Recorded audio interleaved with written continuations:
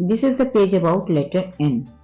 सो यहाँ हमें बच्चों को लेटर एन से मुतारिफ करवाना है, उसकी आवाज़ बतानी है, उसकी शेप बतानी है और साथ साथ हमें ऐसी वोकैबुलरी उनको देनी है जिसकी बिगिनिंग साउंड या फर्स्ट लेटर जो है वो एन होगा और उसकी बिगिनिंग साउंड होगी।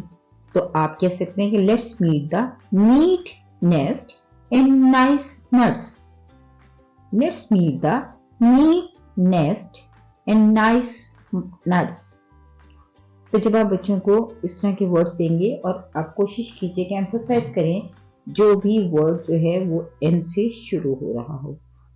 हमें यहाँ फोनेमिक अवेयरनेस देनी है, वोकैबुलरी इंट्रोडक्शन देनी है।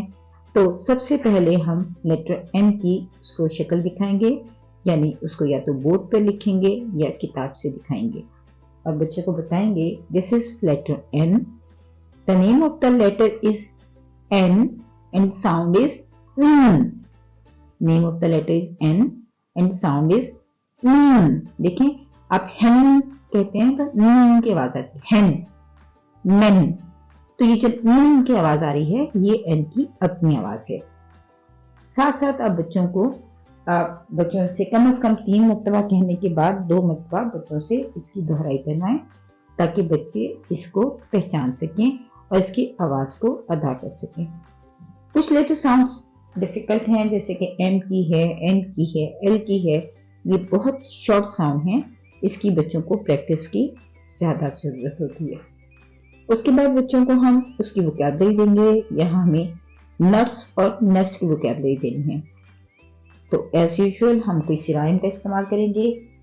आप बच्चों को छोटी सी राइम याद कराइए कि nuts are in the nest, eating nuts is the best. Nuts are in the nest. Eating nuts is the best.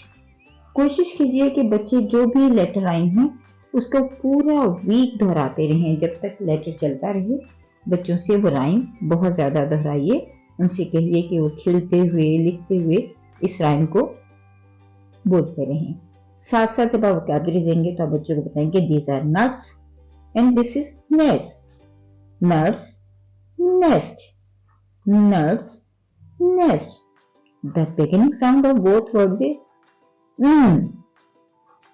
Nuts, nuts, nuts, nest, nest, nest.